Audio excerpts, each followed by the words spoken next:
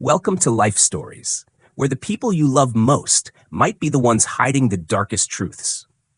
Imagine waking up one morning, kissing your husband goodbye like you've done 100 times before, only to realize by nightfall that you don't know him at all.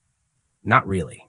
What if your 6-year-old daughter whispered that you had to leave, and she couldn't explain why? Would you listen? Would you run?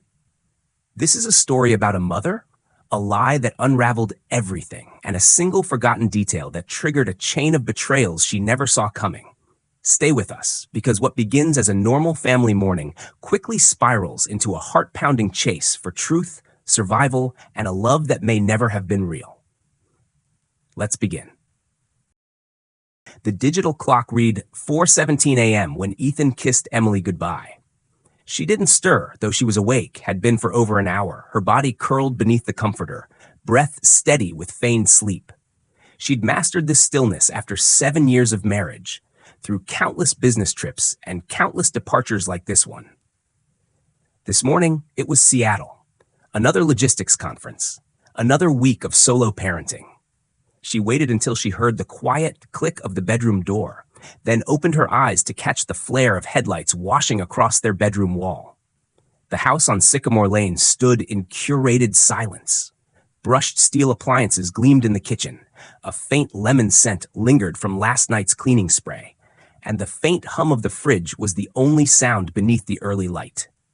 Everything was where it belonged, except his watch. The Omega, the one she gave Ethan for their 5th anniversary. He never left it behind. Ever. Emily found it near the coffee maker, glinting under the soft light like an afterthought. She picked it up, thumb brushing the polished face. A small object. A tiny mistake. But it unraveled something inside her. A thread she hadn't realized was pulled taut. Lily padded into the kitchen in her purple pajamas, eyes wide with that eerie morning clarity kids sometimes have. "Is Daddy gone?" Emily nodded. "Left before sunrise. He'll be back Friday." Lily paused. "We need to go," she said quietly. "Now." Emily blinked. "What? Daddy said you'd understand." The words lodged in Emily's chest like ice. "When did he say that?" "I don't know. Maybe yesterday?" Lily's brows furrowed like she was struggling to pin down a dream. "But we can't stay. Please, Mommy." A 6-year-old's fear shouldn't feel prophetic, but it did. Later that morning, after dropping Lily at school, Emily stopped at the Maple and Main diner. While waiting in line, her phone buzzed, an email confirmation from Ethan's hotel in Seattle. She stared at it longer than she needed to. It was the kind of thing he always sent to reassure her. She should have been reassured. Nicole, her best friend and carpool partner, appeared in the doorway later that day, yoga mat slung over her shoulder, hair damp from the gym. "You okay?" she asked, catching Emily in the laundry room, folding towels like armor. "Just another single-parent week," Emily answered, forcing a smile. "Ethan's in Seattle." Nicole hesitated. "Seattle? Huh? I thought I saw him at the Greenpoint Cafe around noon." Emily froze. "You sure?" Nicole looked unsure herself. "Maybe I was wrong. Just looked like him." It shouldn't have mattered, but it did. A lot. That evening, Lily refused to eat. She stared at the door. When Emily finally coaxed her into bed, Lily whispered again, "We have to leave tonight." Emily smoothed her hair. "You had a bad dream, that's all." But she didn't believe it. An hour later, alone in the living room, Emily sat at Ethan's laptop. He'd left it open. It felt like snooping. It felt like survival. She tried their anniversary date. Denied. Lily's birthday. Denied. On a whim, Ethan's mother's maiden name and the year they met. The screen blinked to life. The folder labeled K2 was buried 3 directories deep. Customs forms, shipping logs, invoices from companies. Emily didn't recognize. The terms were dense, but the patterns were unmistakable. It looked like Ethan wasn't just managing logistics. He was moving something. Something hidden. Something large. She clicked on the home security app. The backyard camera had a 30-minute deletion gap. Deliberate. Her breath hitched. That night, Lily screamed at 2:03 a.m. Emily found her sitting up in bed, eyes wide and wild. There was someone in the hallway. "There's no one, baby. It's an old house, just creaks." But she couldn't explain the surge of adrenaline, the twist in her gut that wouldn't go away. By dawn, Emily had made up her mind. She packed a bag, passport, cash from the emergency drawer, meds, snacks. She left a note for Ethan, taking Lily to Megan's for a few days. Don't call, just need space. But Megan lived in Denver. Emily drove north instead, to the Vermont lake cabin her mother left her. The place Ethan never liked. The place no one should have remembered, except someone had. At a gas station just outside Montpelier, a stranger brushed past her. Average height, calm demeanor. As he passed, he muttered under his breath, "Smart move. Keep going." By the time she reached the cabin, Emily's nerves were strung tight. Lily slept in the back seat, her stuffed bunny pressed to her chest. Emily let the girl rest while she unpacked the cabin, cracked windows, and swept away dust and silence. In the closet, she found a box she hadn't touched since her mother's funeral. Among old photos was one she'd never seen, Ethan, smiling, with his arm draped around a woman she didn't recognize. The date, last month. Her phone rang. Ethan's voice was tight, demanding. "Where are you, Emily? You and Lily just disappeared." She lied. "We're at Megan's. I left a note. I called Megan." Silence. Then he said it. "You're being paranoid again." That old weapon, thrown like a knife. Emily hung up. A knock at the cabin door shattered the stillness. Lily looked up from her coloring book. Emily moved slowly, quietly. Through the window, a familiar figure waited. It was the man from the gas station. "My name's Alex Rains," he said calmly. "I know your husband, and I think you and your daughter are in danger." What would you do if your child claimed your spouse told them to run? Would you still believe in love if everything it built was a lie? Emily opened the door a crack, but what Alex revealed would shake everything she thought she knew about Ethan and about herself. Emily didn't fully open the door. Not yet. She kept the fireplace poker clutched behind her leg, her knuckles white, her body blocking Lily's view from the man standing on the porch. "You said your name is Alex Rains. Why should I trust you?" He didn't flinch. "Because your husband isn't who you think he is, and you're running out of time." His voice was even, careful but not rehearsed. He stood with both hands visible, not approaching. His coat was wet from the mist rising off the lake. Behind him, the cabin's yard looked peaceful. Pine trees, quiet water, everything pretending to be safe.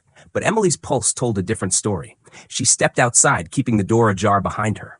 "Talk." Alex glanced around. "Not here.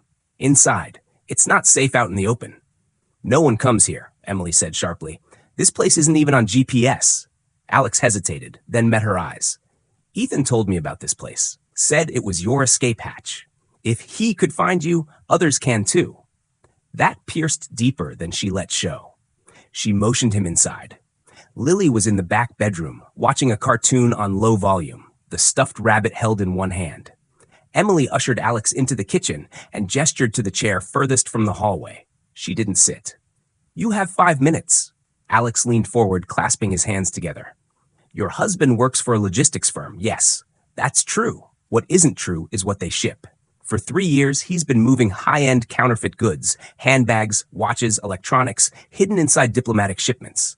Untouchable containers. He has contacts in customs. Money's huge." Emily's stomach tightened. "No, that doesn't make sense. Ethan wouldn't." Alex cut in gently. "The folder on his laptop, you saw it, right? K2, the manifests, the company names, all fake, shells for the operation." She hated that he knew. Hated that part of her wanted to believe him because it meant she wasn't crazy, because it meant her fear had a name. "I need to know something," Emily said, voice rough. "My daughter said Ethan told her we had to leave. Did he send you?"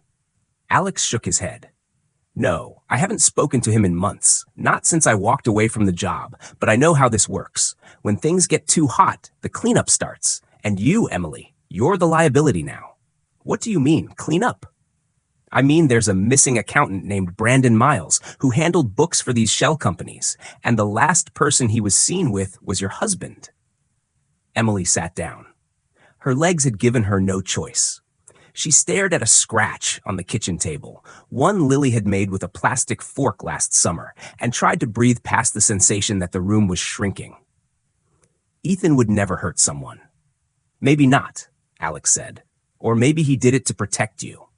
Or maybe he's not the man you think he is. People get used to lying. They get good at it." Emily pressed the heels of her hands into her eyes. "If this is true, why are you here?" Because Ethan made a mistake. He started storing things in your name. Documents, keys, storage units. If this blows up, the feds are coming for you too. It was that sentence that landed hardest. Not the betrayal. Not the danger. But the idea that Lily could lose her mother because of a man Emily had once believed in without question. Her marriage had been a contract with a phantom. Alex reached slowly into his coat and placed a burner phone on the table. This was Ethan's second phone. I picked it up after a meet he didn't know I was watching. You'll find messages, codes, payments, photos. Emily unlocked it and scrolled. Coded exchanges, drop locations. Then her. A photo of her at the grocery store. Lily at school. Them at the gas station 2 days ago. Surveillance, not from Ethan, someone else, someone watching them. Her hands trembled. I don't know who to trust anymore, she whispered. Then don't trust anyone, Alex said. Only the evidence. A knock rattled the door before either of them could speak again. Emily stiffened. She grabbed the poker again and motioned for Alex to stay put. Through the peephole, nothing. No one. Just the empty porch. She opened the door a crack. A package sat at the threshold. No return label. Inside was a printed photo. Lily, on the swing set at school. Taken from a distance. The angle was wrong for a parent. There was a smear of red ink on the corner. No words. Just a second photo. Emily, from behind at the ATM 2 days earlier. She dropped it. Alex picked them up carefully, eyes narrowing. They know where you are. Emily's phone vibrated. A new text. From a number not in her contacts. 4 words. See for yourself. Tonight. Below it, an address. Not their house. Not the cabin. Somewhere 30 minutes west. Do you think it's him? She asked. Her voice didn't sound like hers. I think it's a trap, Alex said. But it could be a message, a warning, or a goodbye.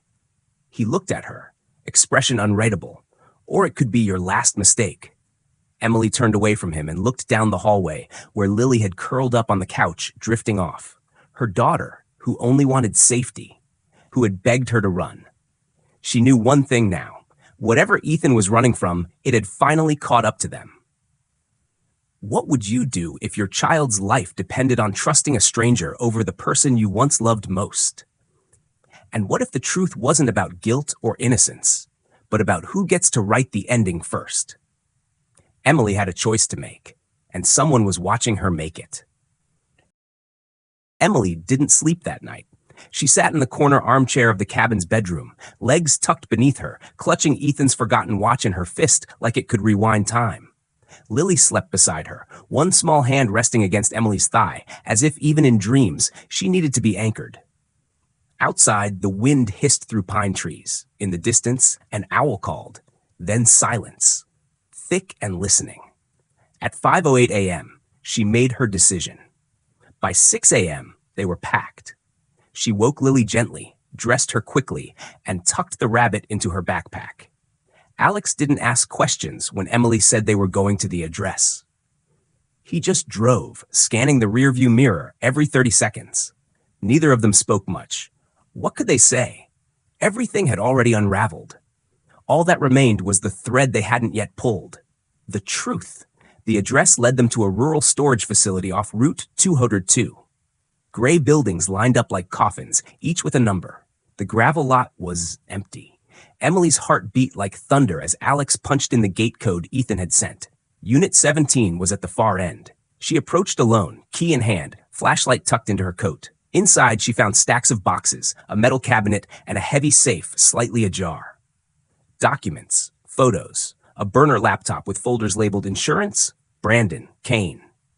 Her hands shook as she opened the files. Evidence of laundering, surveillance photos, names she recognized from headlines. Ethan had compiled everything, proof of the counterfeit operation and of something worse, corruption, bribes, blackmail, cover-ups that spanned beyond smuggling.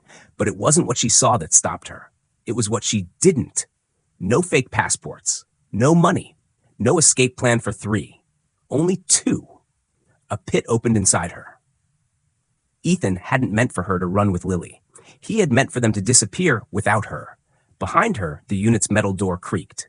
She turned, expecting Alex. It was Ethan, unshaven, eyes bloodshot, standing in the doorway like a ghost dragging memory behind him. I told you not to come, he said. Emily stood still. You sent the address. I needed you to see it. he said quietly. Before it's all gone. Before they burn it. You were going to leave without me, she said. Not a question. A fact she could taste like metal in her mouth. He nodded once. I was trying to keep you safe. If I stayed, they'd use you against me. If I took you, they'd kill all of us. If I ran with Lily, maybe they'd believe you had nothing to do with it. I had nothing to do with it, Emily said, her voice breaking. But I still lost everything. Ethan's eyes flickered, and for a moment, the man she married surfaced. It was real, Em. I swear. I never meant for it to end like this. You lied about everything. How do I know anything was real? He looked at her then, with more sadness than guilt. Because when it stopped being a job, I still stayed. Behind him, tires crunched on gravel. A dark sedan pulled into the lot. Ethan's head snapped toward it. They're here, he said. Alex appeared, running. We have to go, now. Take her, Ethan said. Get her and Lily out. They don't want you. They want me. I'm not leaving you. Emily said. Not like this. He gave her the smallest smile. You already did. She hesitated. For one breathless moment, she saw the boyish charm in him, the father who had made pancakes on Sundays, the man who had kissed her shoulder in sleep. She wanted to scream, to hit him, to hold him, but there was no time. Mom, Lily's voice echoed across the lot. She had opened the car door and was running toward her. Emily turned and caught her, lifting her, clutching her too tightly. Go, Ethan shouted. Now. Then he stepped forward, arms raised toward the men in black coats emerging from the sedan. He dropped something to the ground, a silver flash drive. Emily didn't see what happened next. Alex dragged her and Lily to the car, slamming the doors, tires screaming as they pulled away. Through the rear window, she saw Ethan on his knees, hands behind his head. The next days were a blur of sirens, safe houses, federal agents, and interviews. The flash drive contained enough to bury the Kane family for years. Ethan's cooperation meant a deal. 5 years, reduced from 20. Nicole was arrested days later. She never looked at Emily in court. Brandon Miles, the missing accountant, was alive, in hiding. The documents confirmed Ethan had helped fake his disappearance. Another mark on the long ledger of sins balanced by slivers of decency. And Emily? She testified. She surrendered the cabin, the house on Sycamore Lane. The life she built on a lie, but not Lily. Never Lily. 6 months later, they moved to the coast, a small town, new names, new school, a garden, no secrets. One afternoon, a package arrived, no return address. Inside, Ethan's watch and a note. Some things are worth keeping. Stay ready, just in case. It wasn't a threat. It wasn't a promise. Just a heartbeat in the shape of a sentence. That evening, Emily took Lily to the beach. The girl danced ahead of her, toes in the surf, the wind in her tangled hair. Emily stood ankle deep in the ocean and let it take her fear. The sun dropped low behind the horizon and everything glowed gold. She would always carry the shadow of that year, of that man, of those lies. But she had walked out of the fire holding her daughter's hand. And in the end, that was all that mattered. What part of Emily's journey resonated with you most deeply? Comment 100 if you felt something real in this story. Where in the world are you watching from today? Share this story with someone who needs to remember what strength looks like. Thank you for watching Life Stories.